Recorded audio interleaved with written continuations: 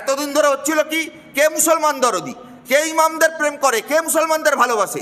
আজকে সেটা হয়ে গেছে কি না, কে হিন্দু দরদি, কে কত বড় হিন্দু তার কম্পিটিশান। আর মোহন ভাগবত 16টা মিটিং করে গেল। টিভি খুললে রাজনৈতিক নেতাদের, শুভেন্দু অধিকারী, মমতা বন্দ্যোপাধ্যায়, কে কত বড় হিন্দু তার কম্পিটিশান হচ্ছে। টুকরে টুকরে গ্যাং, দেশ বিরোধী শক্তি বলে যাদেরকে দাগিয়ে দেওয়া হয়, মামলা করা হয়, তারা যখন বিজেপির ঘনিষ্ঠ হয় তখন তাদের উপর থেকে মামলা তুলে নেওয়া হয়। কোন মেশিন আছে বলুন তো, কোন যন্ত্র আছে, কোন ওয়াশিং মেশিন আছে যে ওয়াশিং মেশিনে তৃণমূলের চোর নেতা বিজেপিতে গিয়ে সাধু নেতা হয়ে যায়? চলে 14তে যে আইপ্যাক মোদিকে প্রধানমন্ত্রী করেছিল, সেই আইপ্যাক 21-এ দিদিকে মুখ্যমন্ত্রী করেছে। একই কম্পিউটার, একই রুম, একই টেবিল, কখনো তা বিজেপি, কখনো তা তৃণমূল। যে বিজেপি দাবি তুলছে যে এই যাদবপুরকে কেন্দ্র করে বাম, অতি বাম, তৃণমূল, কংগ্রেস সব একসাথে জোট বেঁধেছে, এই বামেরা হচ্ছে নিজেরা ভোট পাবে না, সেই কারণে এমনটা করছে। বিজেপি ক্ষমতায় এলে যাদবপুরকে একদম সোজা করবে। বিজেপি তো ক্ষমতায় এসছে, 14 সালে তো মোদী প্রধানমন্ত্রী হয়েছে, পেরেছে জেএনইউ ঠান্ডা করতে। দেখুন, যাদবপুর জেএনইউ হনুমানদের জায়গা নয়। যাদবপুর জেএনইউতে পড়াশুনো করতে গেলে মেধার দরকার হয়। যারা গরুর দুধে সোনা খুঁজে পায় তারা আর যাই হোক জেএনইউ যাদবপুরের ছাত্র হতে পারে না। যারা অবিজ্ঞান, কুসংস্কারকে পাথেয় করে চলতে চায়, যারা রাজনীতিকে পিছিয়ে দিতে চায়, যারা সমাজ, সভ্যতা, সংস্কৃতি, বিজ্ঞানসম্মত উপায় শিক্ষা ব্যবস্থার বিরোধী, তারা আর যাই হোক যাদবপুর জেএনইউর প্রতীক হতে পারে না। তার জন্য বারে জেএনইউ যাদবপুরকে শাটডাউন করবার পরিকল্পনা। আসলে এটা একটা দীর্ঘমেয়াদী পরিকল্পনা। 11 সালে আরএসএসের লিজ নিয়েছিলেন মমতা বন্দ্যোপাধ্যায়। আরএসএস কন্ট্রাক্ট করেছিল মমতা ব্যানার্জিকে যাতে এই রাজ্যে গরিব মানুষের সরকার, বামফ্রন্ট সরকারকে ফেলা যায়। ষড়যন্ত্র, চক্রান্ত, ব্যাপক টাকা, ব্যাপক খুন, ব্যাপক গণ্ডগোল, ব্যাপক বিশৃঙ্খলা। শিল্প তাড়িয়েছেন, সিঙ্গুর নন্দীগ্রামে লাশের বন্যা বইয়েছেন, কমিউনিস্টদের দুর্বল করেছেন। আজকে তৃণমূলকে দিয়ে আরএসএসের কাজ হয়ে গেছে। এখন যাদবপুরের গেটের সামনে তৃণমূল গিয়ে বলছে 1 মিনিটে দখল করবে, বিজেপি গিয়ে বলছে 1 মিনিটে দখল করবে। আরজিকর থেকে, নারদা থেকে, সারদা থেকে যাদবপুর আপনি দেখুন, তৃণমূল বিজেপি এক মেরুতে দাঁড়িয়ে। নারদায় যারা ঘুষ খায় তারা তৃণমূলে আছে, বিজেপিতে আছে। সারদায় যারা ঘুষ খায় তারা তৃণমূলে আছে, বিজেপিতে আছে। শুভেন্দু অধিকারী, শঙ্কুদেব পণ্ডারা তো সব এখন বিজেপিতে, অর্ধেক তৃণমূল, অর্ধেক বিজেপি। আবার আরজিকরে আপনি দেখুন, আরজিকরে পিতামাতা, নির্যাতিতার পিতামাতা স্বরাষ্ট্রমন্ত্রী প্রধানমন্ত্রীর সঙ্গে দেখা করতে চাইছেন। প্রধানমন্ত্রী বলছে সময় হবে না, রাষ্ট্রপতি বলছে সময় হবে না। কোন সরকার? যারা নির্যাতিতার পরিবারের সঙ্গে দেখা করার সময় বের করতে পারে না, তারাই রাজ্যে তৃণমূলের বিরুদ্ধে লড়বে। আসলে Kolkata police R E D, Trinamool আর বিজেপি, আরএসএস এর নির্দেশক্রমে আরজিকর ধামাচাপা দিয়েছে, যাদবপুরকে কালিমালিপ্ত করতে চাইছে। আসলে পরিকল্পনাটা আরও দীর্ঘমেয়াদী। এই রাজ্যে ভবানীপুর সোসাইটি আছে, অশোকা ইউনিভার্সিটি আছে, গোটা দেশ জুড়ে আদানি আম্বানি ইউনিভার্সিটি হচ্ছে। যেসব ইউনিভার্সিটিতে বড় লোকের বাড়ির ছেলেমেয়েরা পড়াশুনো করে, টাকা ফেলো, ডিগ্রি নাও, লক্ষ লক্ষ টাকা ক্যাপিটেশন ফি। 1 বছরে একটা অনার্স করতে গেলে 3 বছরে 8 লাখ 10 লাখ টাকা খরচ। গরিব প্রান্তিক মানুষদের মেধার পরিবেশ, শিক্ষার পরিবেশ থেকে দূরে সরিয়ে দাও, পড়াশুনোর খরচ বাড়িয়ে দাও। বড়লোক বাড়ির ছেলেমেয়েরা পড়াশুনো করবে, গরিব মানুষ তাদের শিক্ষার অধিকার নেই, পড়াশুনোর অধিকার নেই।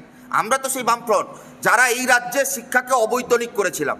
আমরাই তো বামপন্থীরা যারা গোটা দেশের মধ্যে দাঁড়িয়ে লড়াই করে শিক্ষার দায়িত্ব সরকারকে নিতে বাধ্য করেছিলাম।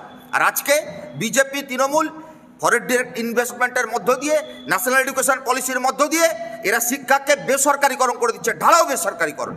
আচ্ছা, আপনি বাদ দিন না, কোন মেশিন আছে বলুন তো, কোন যন্ত্র আছে, কোন ওয়াশিং মেশিন আছে যে ওয়াশিং মেশিনে তৃণমূলের চোর নেতা বিজেপিতে গিয়ে সাধু নেতা হয়ে যায়? টুকরে টুকরে গ্যাং, দেশ বিরোধী শক্তি বলে যাদেরকে দাগিয়ে দেওয়া হয়, মামলা করা হয়, তারা যখন বিজেপির ঘনিষ্ঠ হয় তখন তাদের উপর থেকে মামলা তুলে নেওয়া হয়। সাইলা রশিদের বিরুদ্ধে গতকালকে অমিত শাহর দপ্তর মামলা তুলে নিয়েছে। আর যতদিন সাইলা রশিদ জেএনইউতে দাঁড়িয়ে বিজেপির বিরুদ্ধে কথা বলেছিল, ততদিন বলেছিল এরা দেশ বিরোধী, এরা আফজল খান সমর্থক। আচ্ছা, গৌরী লঙ্কেশকে যারা খুন করলো তাদেরকে মালা পরিয়ে বিজেপি মিছিল করছে। যারা একের পর এক ধর্ষণ কাণ্ডে অভিযুক্ত, হাতরাস, উন্নাও, সেই ধর্ষকদের মালা পরিয়ে বিজেপি মিছিল করাচ্ছে। এই রাজ্যে তো আমরা একই ছবি দেখতে পাই না? আপনি দেখেননি এই রাজ্যে তৃণমূল নেতাদের চরিত্র? আরজি করে প্রতিবাদ করলে রাস্তায় ফেলে পিটিয়েছে, নির্যাতিতার বাবা মার চরিত্র নিয়ে প্রশ্ন তুলেছে, তাদের উদ্দেশ্য নিয়ে প্রশ্ন তুলেছে। পার্ক স্ট্রিট, কামদুনি, গাইঘাটা, গেদে, খরজুনা, আরজিকর, সব জায়গায় কি লক্ষ্য? মেয়েরা কেন রাত্রে বেরোবে? মেয়েরা কেন প্রতিবাদ করবে? মেয়েরা কেন রাত্রে ডিস্কো থেকে যাবে? গোটা দেশ এবং রাজ্যে আরএসএস যে মনুবাদী ভাবনা চিন্তায় চলে, একই মনুবাদী ভাবনা চিন্তায় তৃণমূল চলে। এই রাজ্যে তৃণমূল থাকতে বিজেপির দরকার নেই, তার কারণ তৃণমূলই বিজেপির কাজ করে দিচ্ছে। আপনি ভাবতে পারেন এই রাজ্যে রাহুল গান্ধী একটা ন্যায়যাত্রা করতে গেলে তার রাত্রিবাসের অনুমতি সরকার দেয় না। এই রাজ্যে আমরা ইনসাফ যাত্রা করতে গেলে পুলিশ পারমিশন দেয় না, এই রাজ্যে একটা মিটিং মিছিল করতে গেলে পুলিশ অজুহাত দেখিয়ে মিটিং মিছিল করতে দেয় না। আর মোহন ভাগবত 16টা মিটিং করে গেল, উলবেড়িয়ায় আপনার বর্ধমানে রাত্রিবাস করে গেলেন, কে পারমিশন দিয়েছে? কেসিয়াড়িতে সভা হচ্ছে আরএসএসের, মোহন ভাগবত পৌঁছলেন, মমতা বন্দ্যোপাধ্যায় ফলের ঝুড়ি পাঠিয়ে দিলেন। গোটা কর্পোরেট সংস্থা আম্বানি আদানির টাকায় নির্বাচনকে প্রভাবিত করছে, মিডিয়াকে দালালে পরিণত করা হয়েছে বিজেপির, বাইরে থেকে বিপুল টাকা দিয়ে রাজনীতিকে নিয়ন্ত্রণ করা হচ্ছে, ওষুধের দাম বাড়ছে, গরিব প্রান্তিক মানুষ ওষুধ কিনতে পারছে না, আর উল্টো থেকে দাঁড়িয়ে জাল ওষুধের ব্যবসা করে সেই ওষুধ মালিকদের কাছ থেকে বিজেপি তৃণমূল টাকা নিচ্ছে। আপনি অনলাইন লটারির নামে অনলাইন লটারির মালিকদের কাছ থেকে মোটা টাকা ইলেকট্রাল বন্ড নিচ্ছে তৃণমূল বিজেপি, আর মধ্যবিত্ত মানুষ অনলাইন লটারির নেশায় বুধ হয়ে দেউলিয়া হচ্ছে। 20 মদ, ঢালাও মদের লাইসেন্স, দেশি মদের লাইসেন্স, 20 মদের লাইসেন্স, এই যে 20 মদ খেয়ে মারা যাচ্ছে মানুষ, আপনার আমার ট্যাক্সের টাকায় ক্ষতিপূরণ হচ্ছে, আর তৃণমূল বিজেপি লাভবান হচ্ছে। ব্যাংক দেউলিয়া, চিট ফান্ডের মালিকেরা সব দেউলিয়া করছে আপনাকে আমাকে, আর তারা বিদেশে পালিয়ে যাচ্ছে, মোদি কিছু করতে পারছে না, দিদি এখানে তার কাটমানি খেয়ে বসে আছে। কোথা থেকে টাকা পাচ্ছেন মমতা বন্দ্যোপাধ্যায়? মমতা বন্দ্যোপাধ্যায় তো সাদা শাড়ি হাওয়ায় চুরি করে ঘুরে বেড়ান, তার দল তো নাকি কোথা থেকে চাঁদা তোলে না। তাহলে 500 কোটি টাকা প্রশান্ত কিশোরকে কিভাবে দিলেন? এই যে প্রতীক জৈনকে আবার আইপ্যাককে কাজে লাগিয়েছেন, কোথা থেকে টাকা দিচ্ছেন?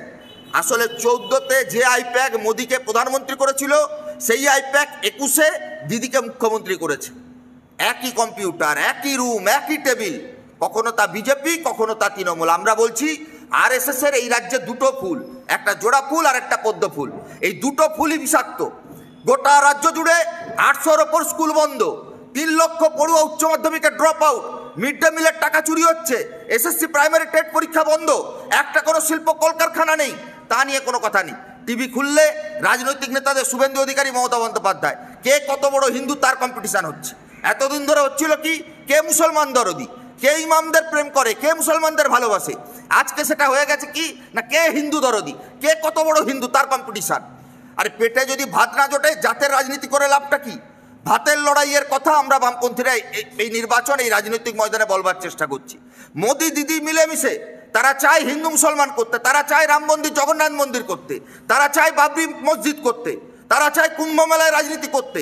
এই রাজ্যে তো হিন্দু ছিল আগে, এই রাজ্যে তো মুসলমানরা ছিল আগে, এই রাজ্যে তো ঈদের নামাজ হতো, এই রাজ্যে তো ঈদ মহরম হতো, এই রাজ্যে তো দুর্গাপুজো সরস্বতী পুজো হতো।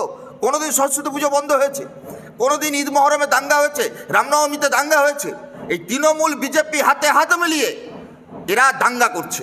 আমরা তাই বলছি, আমরা থাকলে হিন্দুরা সুরক্ষিত, বিজেপি থাকলে নয়। বিজেপি আসছে বলেই বর্ধমানে শিব চতুর্দশীর দিন 250 পরিবার, তারা নাকি মুচি, মেথর, দলিত, তাই সেটা তাদের অপরাধ, তার জন্য তাদেরকে শিব মন্দিরে ঢুকতে দেওয়া হয়নি। কোন বাংলা?